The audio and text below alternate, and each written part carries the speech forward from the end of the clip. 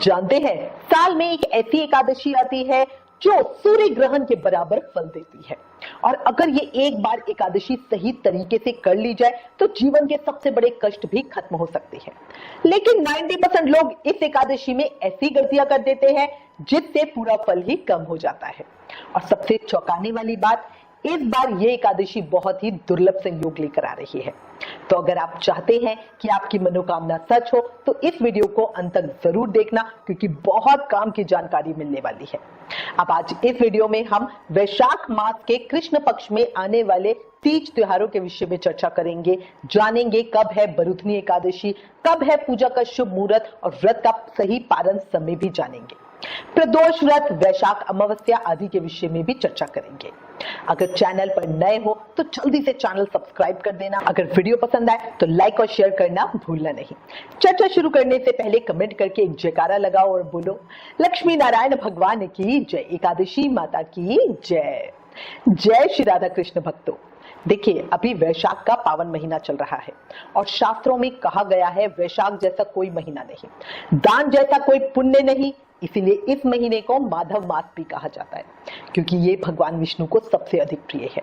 अब जरा सोचिए, जब महीना ही इतना पवित्र हो तो इस महीने की एकादशी जो भगवान को इतनी अधिक प्रिय है और प्रिय महीने में पड़ने वाली एकादशी कितनी अधिक फलदायी बन जाएगी। सही कह रही हूँ। अब बात करते हैं वरुथनी एकादशी की। शास्त्रों के अनुसार ये एकादशी इतनी शक्तिशाली मानी गई है कि इस दिन व्रत करने से सभी मनोकामनाएं पूरी होती हैं, मृत्यु के भय से मुक्ति मिलती है और जीवन के पाप धीरे धीरे समाप्त होने लगते हैं। यहाँ तक कहा गया है कि सूर्य ग्रहण के समय दान करने से जो फल मिलता है वही फल वरुथनी एकादशी का व्रत करने मात्र से मिल जाता है। सोचिए कितना बड़ा फल है ये। अब आपको सही तारीख जानना बहुत जरूरी है। इस साल 2026 में वरुथनी एकादशी वैशाख मास के कृष्ण पक्ष की एकादशी व्रत का पालन 13 अप्रैल 2026 दिन सोमवार को किया जाएगा। अब सबसे पहले आपको एकादशी तिथि का समय बताती हूँ। एकादशी तिथि प्रारंभ हो रही है 12 अप्रैल की देर रात, यानी 13 अप्रैल की सुबह 1:16 AM पर, और एकादशी तिथि समाप्त होगी 13 अप्रैल की देर रात, यानी 14 अप्रैल की सुबह 1:08 AM पर। सूर्योदय और बहुत शुभ संयोगों के साथ पूरा दिन की 13 अप्रैल दिन सोमवार को एकादशी व्रत का पालन किया जाएगा। इस बार एक ही एकादशी है।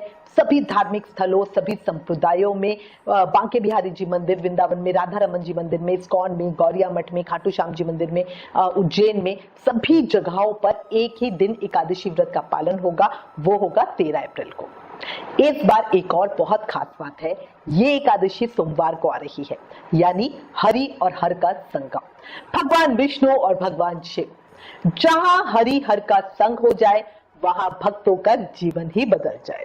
तो इस बार विष्णु जी के साथ शिव जी की बढ़िया पूजा जरूर करना और अपने जीवन में अनंत गुना फल पाना। इस साल की वरुथनी एकादशी पर तो शुभ योग बन रहे हैं। वरुथनी एकादशी पर शुभ योग प्रातः काल से लेकर शाम 5:17 PM तक है। उसके बाद से शुक्ल योग बनेगा। वरुथनी एकादशी पर घनिष्ठ नक्षत्र प्रातः काल से लेकर शाम 4:03 PM तक है। उसके बाद शतभिक्षा नक्षत्र है। वरुथनी एकादशी के दिन पूजा का शुभ मुहूर्त सुबह 5:58 AM से 7:34 AM तक है। सुबह 9:10 AM से 10:46 AM तक है।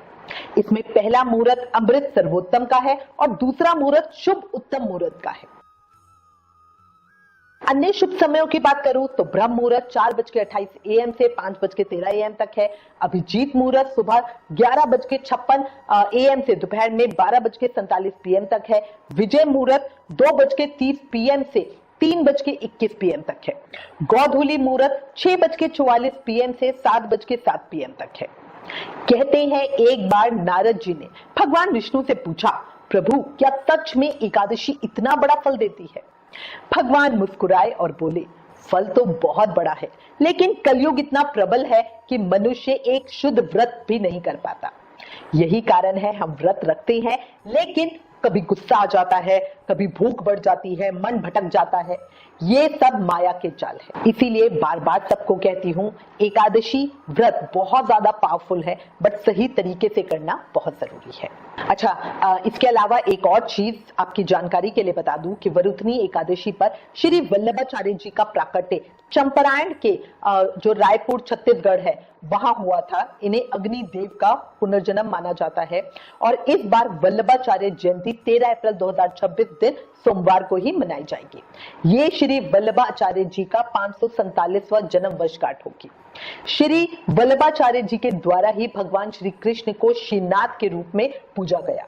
इसीलिए श्रीनाथ जी के मंदिरों में इस दिन को बहुत ही उत्सव के साथ पर्व की तरह मनाया जाता है। अच्छा, इसके अलावा एक और बात, हिंदी पंचांग के अनुसार कान्हा जी के बेटे ध्रुव, जिसकी सेवा हमारे पास है, उसका जन्मदिन भी वरुथनी एकादशी पर ही होता है और इंग्लिश कैलेंडर के हिसाब से उसका बर्थडे 12 अप्रैल को है। आप सबसे रिक्वेस्ट है उसे अपना प्यार और आशीर्वाद जरूर देना।